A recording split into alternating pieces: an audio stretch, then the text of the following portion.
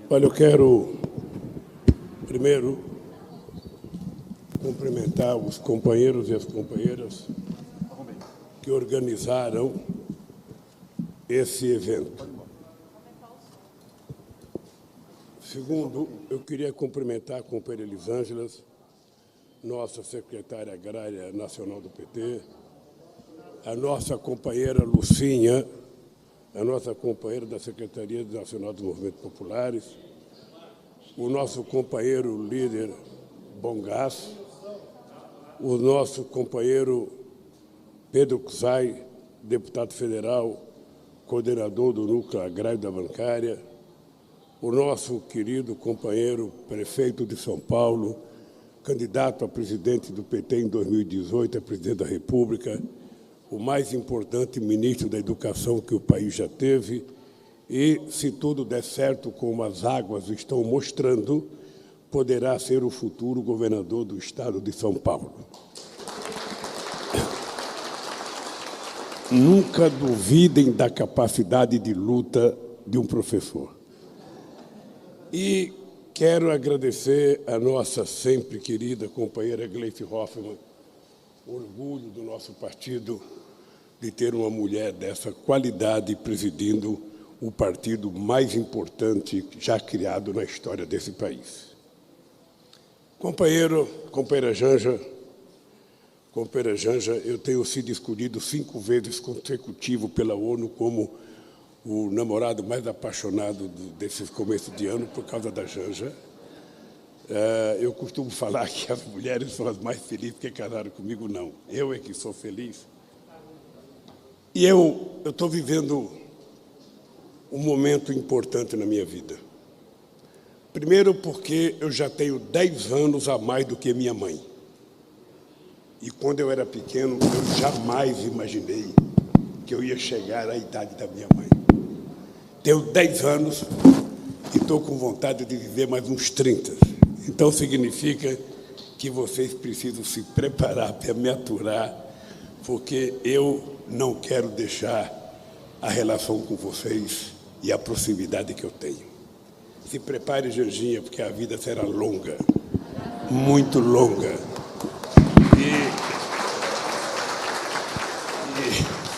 E certamente eu espero que a felicidade seja longa, duradoura e para sempre. Uma coisa que eu queria falar antes de começar a fazer o meu discurso aqui é o seguinte: aqui tem um monte de comida, tem coisas aí que não são perecíveis, que podem durar um pouco mais, tem coisa que pode estragar. Aqui o companheiro pescador me trouxe camarão, me trouxe um robalo, que ele disse que pescou, depois eu vou abrir para ver se ele não comprou no supermercado ali para me trazer, vou ver se tem selo. Bem, acontece que nós estamos aqui comemorando o Dia da Alimentação Mundial e nós estamos fazendo esse movimento para tentar mostrar uma certa indignação à sociedade brasileira com relação à irresponsabilidade pela fome existente no 3º maior produtor de alimento do planeta Terra e no maior produtor de proteína animal do planeta Terra. Então, nós vamos fazer com que esse material todo aqui possa chegar às entidades representadas pelo Padre Júlio, para que eles possam, entre hoje e amanhã, fazer uma alimentação saudável, de qualidade. Tem carne para quem gosta de carne, peixe para quem gosta de peixe, tem vegetais para quem gosta, vegano como o Haddad, tem comida à vontade aqui, tem selga, tem couve, tem abobrinha, tem girimum, tem de tudo aqui.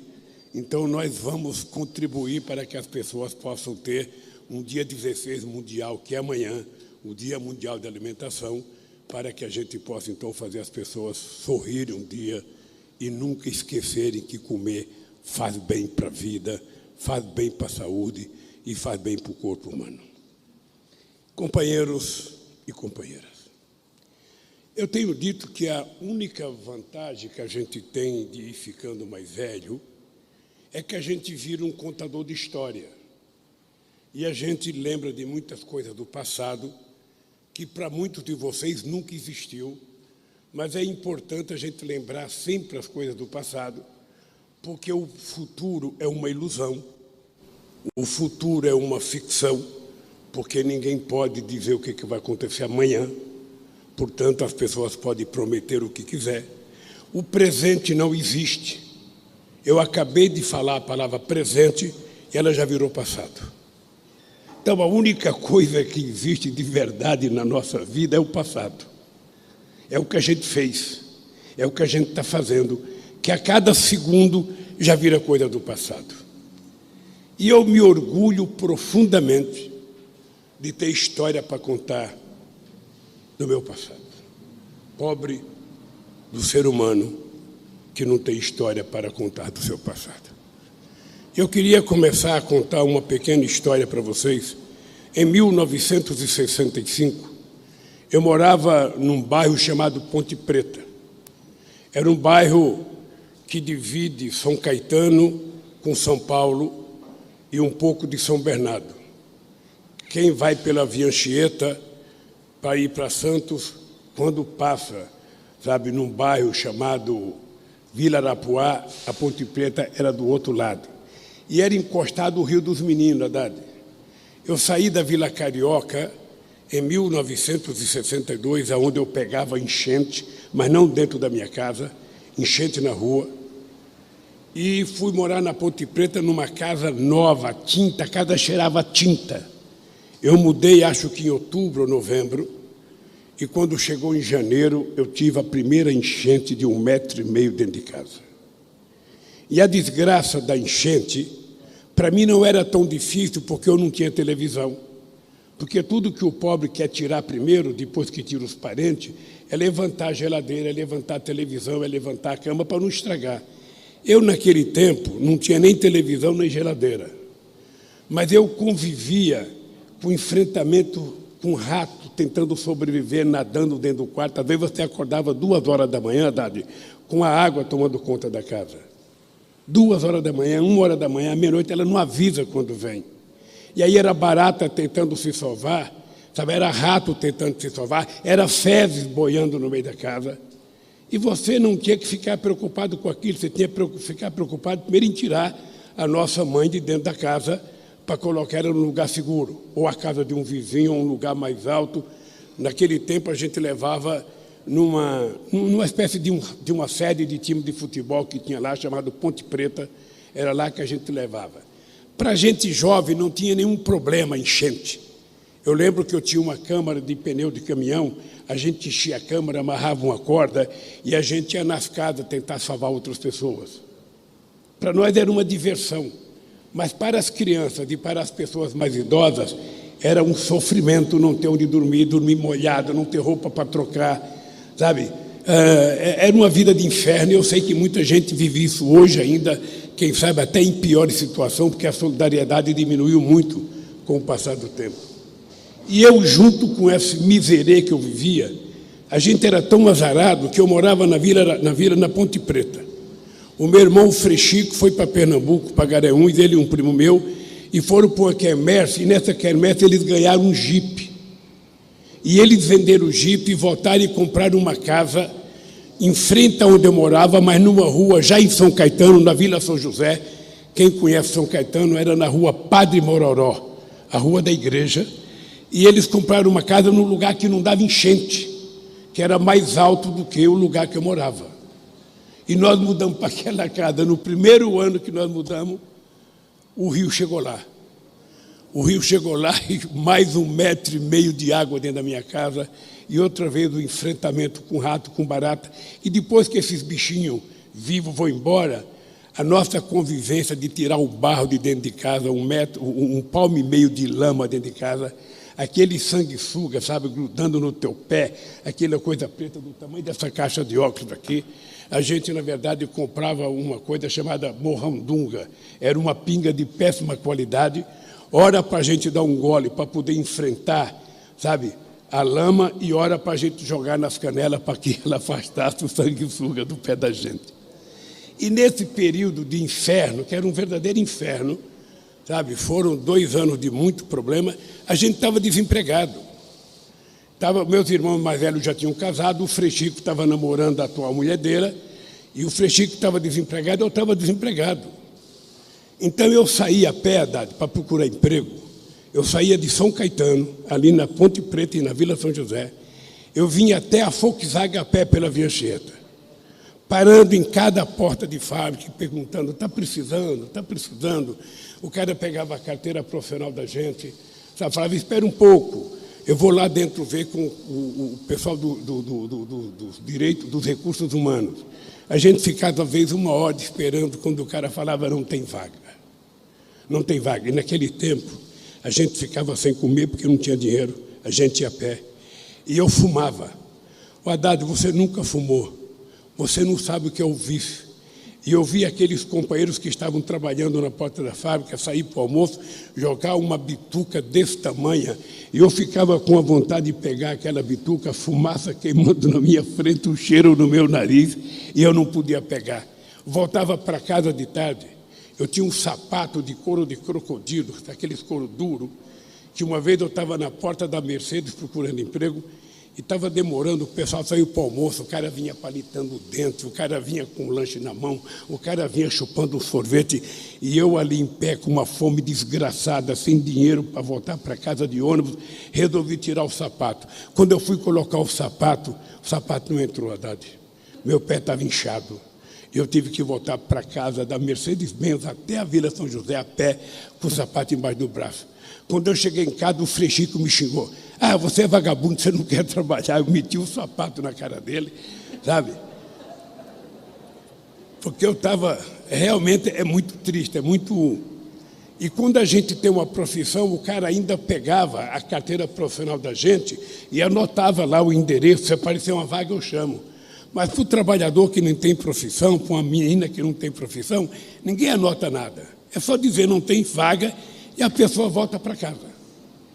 Eu vivi essa crise 1 ano e meio.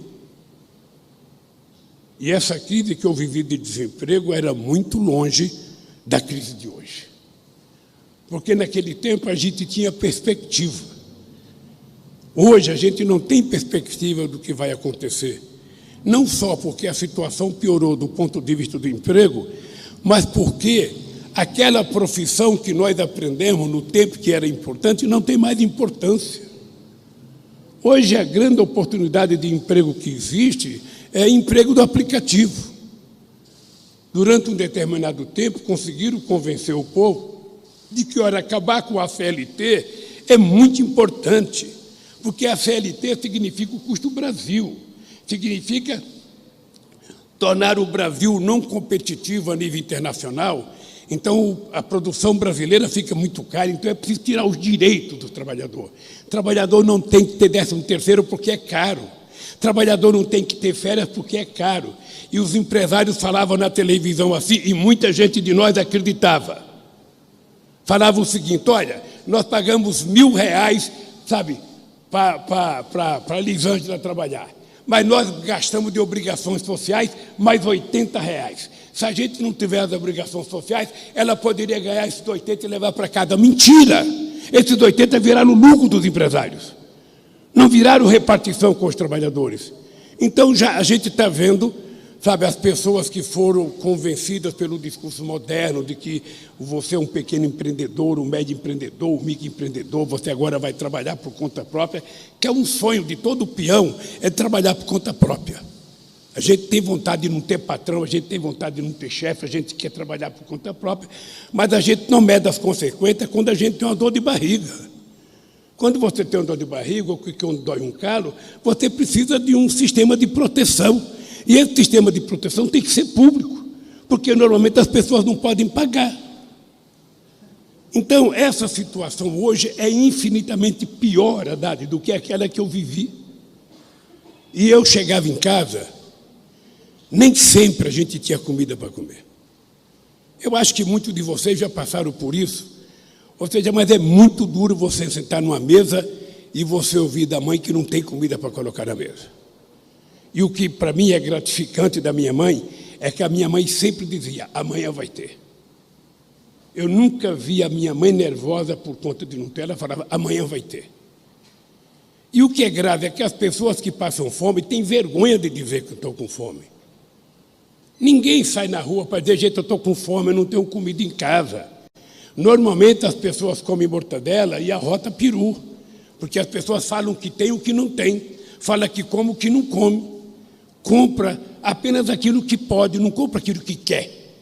Porque as pessoas gostariam de ir no supermercado e comprar, sabe, coisas para as crianças, comprar iogurte, comprar refrigerante, comprar tudo aquilo que está na televisão, até porque aquela propaganda que aparece na televisão todo dia não é para toda a população, é para uma parte da população que tem poder aquisitivo. Sabe, eu sou do tempo em que você comprava para os meus filhos, sabe, um Danoninho, era Danoninho que chamava aquele, acho que era, a gente comprava e guardava na geladeira, era só um. Se comesse dois, sabe, não era correto, não era democrático, era só um, sabe? E esse era o mundo das pessoas que hoje estão pior. As pessoas estão pior porque não existe hoje a solidariedade que existia.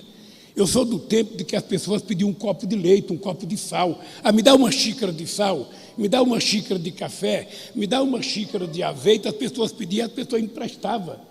E eu ficava devendo para o meu vizinho uma xícara de sal, uma xícara de açúcar. Era assim que era o mundo, que parecia muito duro, mas se a gente comparar com a dureza de hoje, era um mundo mais solidário. Era um mundo em que a gente tinha uma relação melhor. E eu fico pensando, as pessoas hoje discutindo, todo mundo discute muito futuro, um futuro que a gente não sabe o que vai ser. A nossa experiência de futuro é que tudo vem piorando para muitos e alguma coisa vem melhorando para poucos.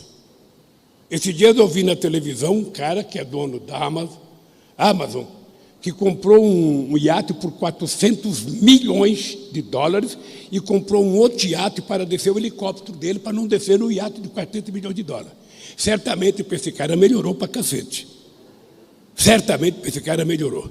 E para os funcionários dele, será que melhorou? Para os trabalhadores de aplicativo, será que melhorou?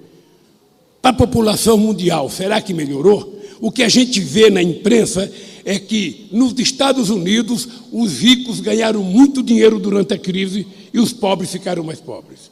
Na Europa, os ricos ganharam muito dinheiro e os pobres ficaram mais pobres. E no Brasil, a mesma coisa. Estes dias eu vi a relação de 1.000 empresários que ficaram mais ricos durante a crise. E o povo trabalhador? Ficou mais rico? Aumentou o salário? E as pessoas que não têm profissão? Alguém cuidou deles? Então, essas pessoas que estão com fome não é por falta da produção de alimento no campo. É por falta de dinheiro de comprar alimento. Porque se eu tenho dinheiro e eu vou no supermercado e peço um produto e ele não tem, no dia seguinte o dono do supermercado vai procurar aquele produto para me vender porque tem um consumidor. Mas se eu não tenho dinheiro, se eu passo na porta do supermercado apenas olhando as coisas, vocês já ficaram olhando aqueles frangos assando na frente de uma padaria? Vocês já ficaram olhando? Uma coisa é você ficar olhando aquele frango rodando e você ter dinheiro e não comprar porque você não quer. Outra coisa, Haddad, é você ficar olhando a água, a boca vai enchendo d'água e você vai para casa sem ter o dinheiro para levar o frango. É outra dor, é outro sofrimento que não tem cura se as pessoas não comerem. Porque a fome, você que está conversando com uma pessoa que está com fome, você não sabe se ela está com fome. De vez em quando você encontra um barulhinho de uma lombriga maior comendo a menor. Você vê um barulho de vez em quando, mas você não sabe se a pessoa está sofrendo. O cara não fala que está com fome. Quando nós fomos criar o programa Fome Zero, nenhuma cidade queria ser considerada a cidade mais pobre do país. As pessoas não gostam de ser pobre, verdade? As pessoas não têm orgulho de dizer que é pobre, até porque não é orgulho. As pessoas não têm orgulho de chegar numa rodinha de amigos, num bar, sabe, e mostrar, olha o barraco que eu moro aqui, olha o barraco aqui, tem um buraco aqui, sabe, é 3 metros quadrados, aqui eu durmo com a minha mãe, com meu pai, com as minhas irmãs, aqui a gente faz as necessidades, aqui a gente cozinha. Isso não é motivo de orgulho, isso é depreciativo para a humanidade. Então as pessoas não gostam de contar. Os que as pessoas gostam mesmo é de ver as coisas boas. Né? Tudo que é bom desperta no ser humano um desejo. Sabe? Então, a fome é uma coisa que não é o que está com fome que vai poder brigar por ele mesmo. Eu teve um tempo que dizia, eu dizia assim, o cara tem que passar fome para aprender. E a minha convivência com vocês foi me ensinando que a fome não leva ninguém à revolução. A fome leva o ser humano à submissão. Ele fica pedinte, ele fica submisso, ele fica muito dependente, ele não tem força, ele não tem ânimo. Sabe, o que leva a pessoa a brigar é a pessoa ter resistência física, a pessoa comer todo dia. Sabe, a pessoa começa a ter orgulho, ter autoestima. Por isso é que em muitos lugares do Nordeste a gente vê, sabe, os coronéis, aqueles que são deputados, tem um ritual, Haddad, que você aqui de São Paulo não sabe, mas o coronel do Nordeste chega no final de semana, no sábado, ele senta na varanda da fazenda dele, coloca uma cadeira de balanço, senta, talvez uns cachorrão gordo do lado, sabe, e passa os coitadinhos que passaram a semana inteira trabalhando para ele, pedindo um favor. Eu estava precisando comprar remédio na farmácia, ele dá um papelzinho, vai na farmácia. Mas eu precisava ir ver minha mãe em tal lugar, dava um papelzinho, vai no ônibus. É assim que funciona. Isso, Haddad, isso antes da proclamação da República, quando a gente era império, e até agora continua, porque a cabeça da elite econômica brasileira não mudou. Não mudou. Apenas acabou com a escravidão, teoricamente, em 1888, mas acabou para quê? Como é que era a vida do negro que vivia na senzala e como é que ela passou a ser? Ele passou a ser chamado de vagabundo. Ele passou a ser um paria da sociedade, porque ele não tinha assistência médica, ele não tinha emprego, ele não tinha salário, ele não tinha nada. Então, nós temos que ter em conta que nós estamos vivendo um momento em que a cabeça da elite brasileira ainda é escravista.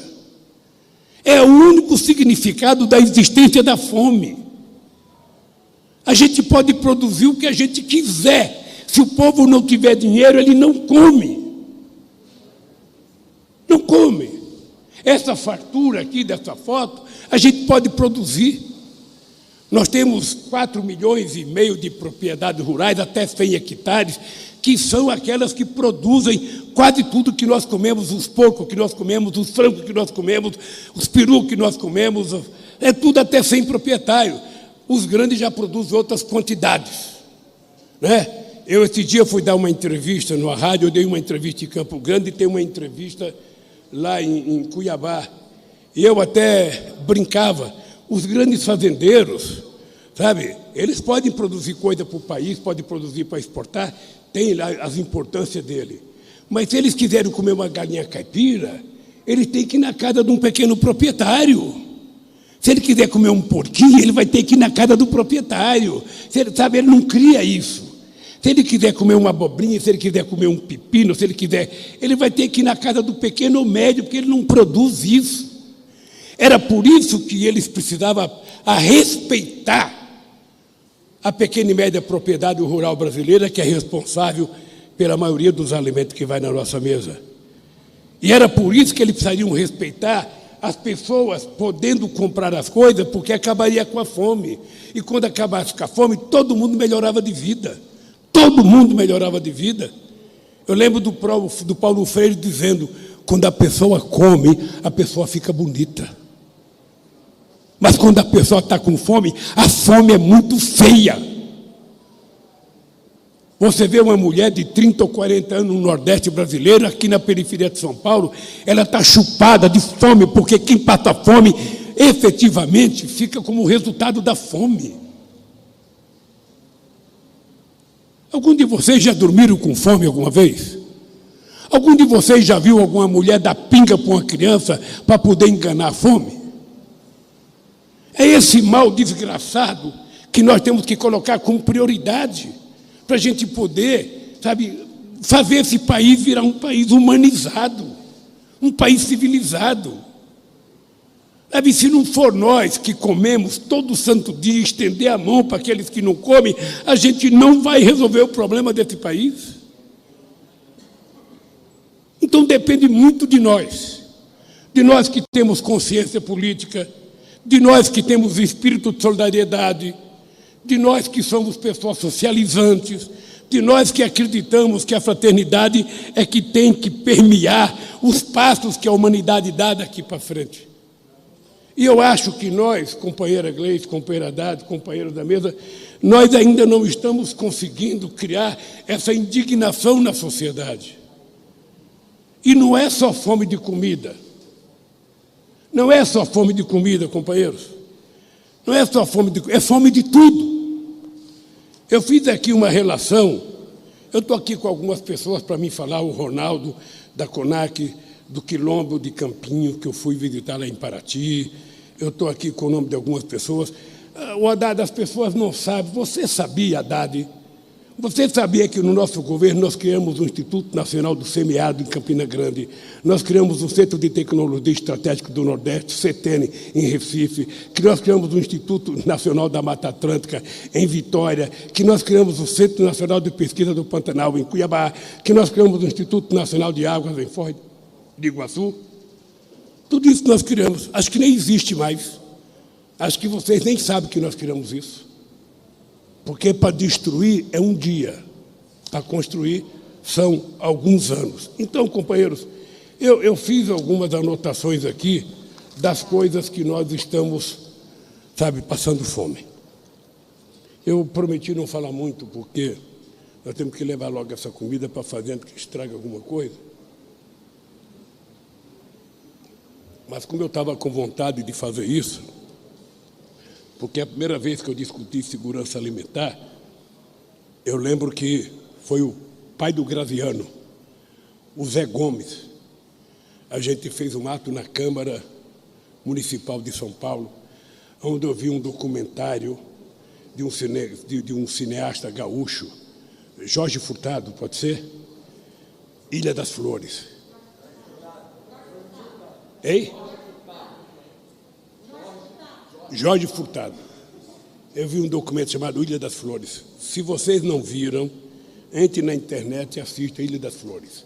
Foi no dia que nós sanamos a nossa primeira política de segurança alimentar, que depois resultou no programa Fome Zero.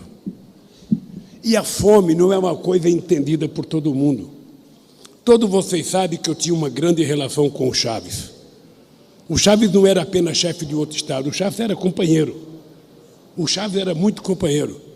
Mas a questão da segurança alimentar não era da preocupação do Chaves, ele não tinha essa preocupação. Uma vez eu tive uma longa discussão com o Chaves em Recife, uma longa discussão, tentando mostrar para o Chaves, ele tinha acabado de comprar um Sukhoi, aqueles aviões caça da Suécia, e eu falei, ô Chaves, você está comprando aqueles aviões caça, mas os teus pilotos podem não ter ovo para comer, podem não ter leite para comer. Você tem que entender que a arma mais importante para uma guerra é o povo estar de barriga cheia, o povo está alimentado. Se você não tem comida para abastecer o teu soldado, a guerra está perdida. A guerra está perdida.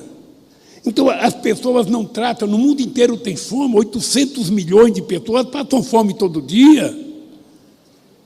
No mundo inteiro, se vocês for analisar quantos trilhões de dólares os países ricos colocaram para salvar o sistema financeiro com a crise de 2008, daria para resolver o problema da fome em todo o continente, em todo o planeta. Foram trilhões e trilhões de dólares para salvar a quebra do Lehman Brothers. Sabe? E para ajudar a fome, vai através de uma ONG. Porque os países ricos são espertos. Eles não dão dinheiro direto para o governo dos países pobres, alegando que tem muita corrupção. Então, eles dão para a ONG deles. Metade do dinheiro já vai para pagar salário para os funcionários da ONG. E a outra metade é feito o que eles quiserem, porque o povo que precisa não tem acesso ao dinheiro. E nós achamos isso normal. Eu participei muito de reunião do G20, Haddad. Eu fui o único presidente brasileiro a participar de todas as reuniões do G8. O Brasil nunca tinha participado. Hoje, lá não discute fome. Lá não se discute desemprego. Lá não se discute miséria, favela, palafita, eles não têm isso. Quem tem isso somos nós, mas os nossos governantes também não sabem disso. Você acredita, Haddad, que eu fui no Rio de Janeiro e encontrei com o senador Dornelles, que era sobrinho do Tancredo Neves, e que foi tudo nesse país, foi secretário da Receita, foi secretário não sei das contas e tal. Ele falou assim para mim: ô Lula, eu descobri que tem pobreza no Rio de Janeiro na campanha para o Senado que eu fui para a favela. Eu não tinha noção. Assim é a elite brasileira. Assim é uma grande parte da classe política brasileira. Ela sabe da fome por leitura. Ela sabe por leitura, porque tem muita coisa escrita, mas quem lê não sente. A fome, você tem que estar com ela para você sentir. Acordar de noite com o estômago vazio, com o couro de cima grudando no couro de baixo. Aí sim, você vai começar a se preocupar com a fome. Você vê uma criança morrer porque não ingeriu as calorias e as proteínas necessárias, porque a sua mãe não teve sequer leite para sustentar os seus filhos. Não tem sequer uma cabritinha, alguma coisa para tirar 1 litro de leite para dar para uma criança. É essa gente que nós temos que representar. É essa gente que nós temos que ter em conta, que é para isso que nós existimos. Nós não existimos para cuidar de nós mesmos. Nós não existimos para a gente só sobreviver do jeito que a gente quer. Não, nós temos que saber o seguinte: se eu tenho alguma coisa, nós temos que saber que é merecimento muito de vocês, de muito de nós, que brigou para ter alguma coisa. Mas nós temos que dedicar um pouco do nosso esforço, da nossa cabeça, da nossa inteligência, do nosso tempo, para tentar tirar aquelas pessoas que não chegaram ao padrão que nós chegamos e fazer essa gente começar a andar pelas suas próprias pernas. É muito? Não. Vocês estão lembrados que foi essa briga que levou Jesus Cristo a ser crucificado? Portanto, eu não estou falando de uma briga de agora. Eu estou falando de uma briga da humanidade, de milênios e milênios, em que a morte de Jesus Cristo se deu porque alguém achou que ele estava enganando os pobres, tentando colocar os pobres contra os poderosos. E isso continua até hoje. Quantos de vocês foram perseguidos pelo que falaram, pelo que fizeram, em defesa das pessoas mais pobres? Nesse país e em muitos outros países, toda vez que aparece um governo que começa a se preocupar com os mais pobres, alguém imagina um golpe. Alguém dá golpe. Eu estava vendo no orçamento, Gleite, você que é especialista no orçamento, me parece que nesse orçamento agora tem 245 bilhões de subsídios para os ricos. E quanto tem para os pobres? Não, o pobre não pode ter, porque o pobre é gasto. Você não pode ter um FIES, porque você não pode fazer dívida para garantir que uma filha de um trabalhador possa estudar na universidade. Isso é gasto. Não, isso é investimento. E se essa pessoa está devendo porque não pode pagar, Haddad, nós temos que ter coragem de anistiar essa dívida para que esse jovem possa continuar estudando.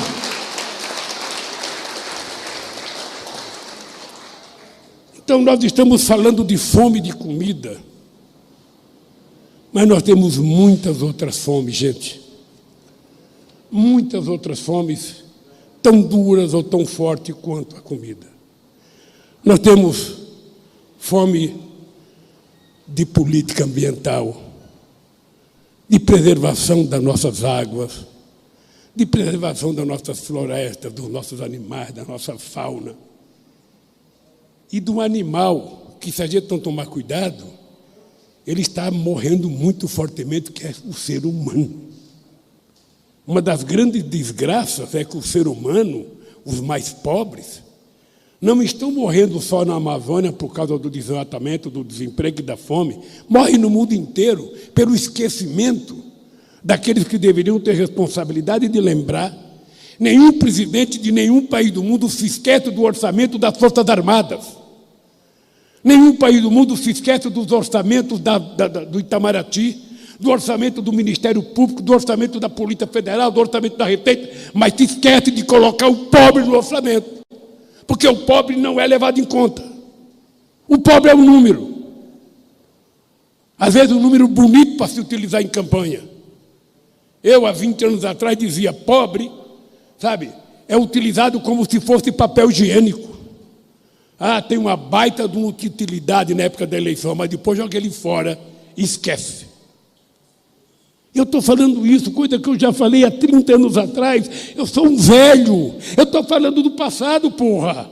Eu deveria falar do futuro. Mas essa gente que caçou a Dilma, que fez o impeachment da Dilma, fazendo a ponte para o futuro, olha a ponte que eles nos deram, o purgatório. Essa gente faz autocrítica? Não. Essa gente quer a continuidade disso. Porque esse país nunca foi governado para 100% do seu povo. Esse país sempre foi governado para uma minoria privilegiada. Esse país sempre deu títulos às pessoas que tinham terra, mesmo que não tinham dinheiro, mas a pessoa tinha propriedade, a pessoa virava duque, a pessoa virava conde, a pessoa era eleitor. E o trabalhador?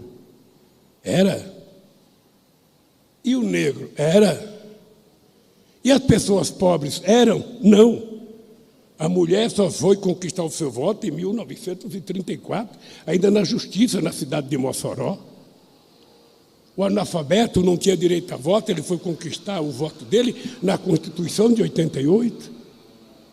Então, companheiros e companheiras, nós temos fome de emprego, nós temos fome de educação, nós temos fome de cultura, nós temos fome de direitos humanos, nós temos fome de salário justo, nós temos fome de desenvolvimento, nós temos fome de empresas públicas, nós temos fome de justiça, nós temos fome de saúde de qualidade, nós temos fome de água potável, de saneamento básico, de tratamento de esgoto, nós temos fome de habitação, fome de qualidade de vida, nós temos fome de fraternidade, fome de solidariedade, nós temos fome de reforma agrária, fome de crédito para o pequeno produtor, sabe? Fome do incentivo ao pequeno e médio empresário.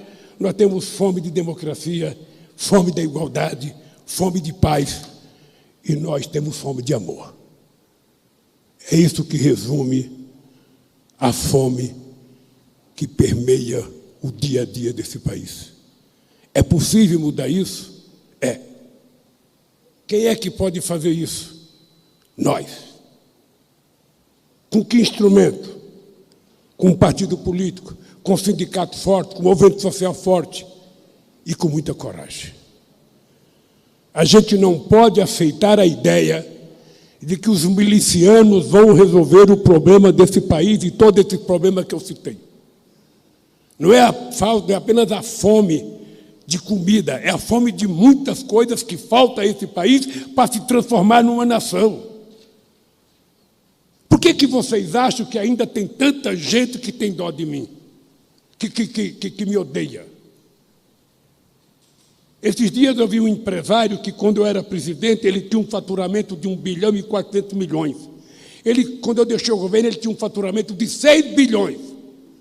Ele disse, o Lula é indesejável, porque o Lula fica falando de Estado forte. Obviamente que eu sou, me desculpe, se eu fosse um cara normal, eu falava, eu sou um babaca de estar aqui com vocês. Eu poderia, nesse instante, estar numa puta de uma churrascaria com a elite brasileira, comendo churrasco. E falando de pobre. Mas não para resolver o problema dele, apenas do ponto de vista sociológico. Eu nunca aprendi a jogar golfe. Quem sabe se eu tivesse aprendido a jogar golfe, colocar uma roupa branca, um lencinho pendurado no bolso da bunda, sabe, o estuquinha para carregar os tacos para mim, e eu estivesse jogando golfe com eles, o Lulinha era desejável. E eu quero terminar, Gleice, essa minha fala, dizendo para vocês o seguinte. Muito se fala de que, olha, esse povo do PT é o passado. O Lula é o passado, nós precisamos de uma coisa nova. É engraçado Porque quando eu entrei no Brasil, a gente tinha 11 milhões de famílias passando fome, era quase 54 milhões de pessoas. Nós acabamos com isso. Nós acabamos com o desemprego e geramos 22 milhões de empregos formais. Nós, com a competência do Haddad no Ministério da Educação, construímos o maior número de universidades que esse país já conheceu. Foram 19 universidades novas e 173 campos avançados. Foram mais de 460 escolas técnicas. Em apenas 13 anos, nós colocamos mais gente na universidade do que a elite brasileira colocou em 100 anos. Porque uma coisa que vocês têm que saber é que o Brasil foi o último a abolir a escravidão, o último a conquistar a independência e o último a fazer uma universidade. Porque nesse país não queria-se que o povo pobre aprendesse. Por isso que o Peru teve a primeira universidade dele em 1554 e o Brasil só vai ter a sua primeira em 1922. Então, esse Lula indesejável para alguns empresários brasileiros, eu quero dizer que eu quero continuar sendo indesejável, porque eu não quero governar o Brasil para eles. Eu quero governar o Brasil para o povo pobre desse país, para o povo que trabalha nesse país, para o povo que leva a comida na nossa casa. Eu só quero que eles se lembrem, que nós sabemos respeitar, que nós sabemos tratar todos com muito respeito, mas a única coisa que nós queremos é que nos trate com respeito. Não fique inventando história contra o nosso partido, contra o nosso sindicato, contra as nossas entidades sociais, porque briga pelo povo. Não minta a nosso respeito. Quando quiserem falar de nós, lembre do que era o Brasil antes de nós e o que virou depois de nós.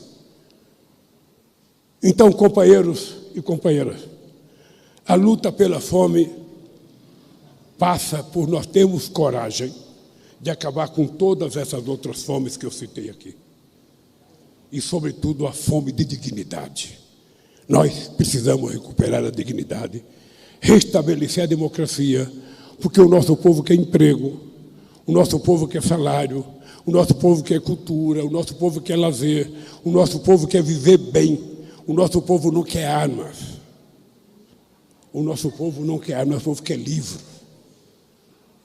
Portanto, companheiros, vocês percebem que a luta para acabar com a fome é mais e muito mais do que só a comida. A comida é um primeiro passo para que o povo brasileiro tenha força suficiente para conquistar e bater a fome de outras coisas que nós tanto precisamos. Muito obrigado a todos vocês pela presença. Muito obrigado. Eu espero que a gente nunca esqueça que depende das nossas atitudes, do nosso gesto, a gente acabar com tantas causas de tantas fomes que existem no Brasil. Um abraço, queridos companheiros. Obrigado de coração.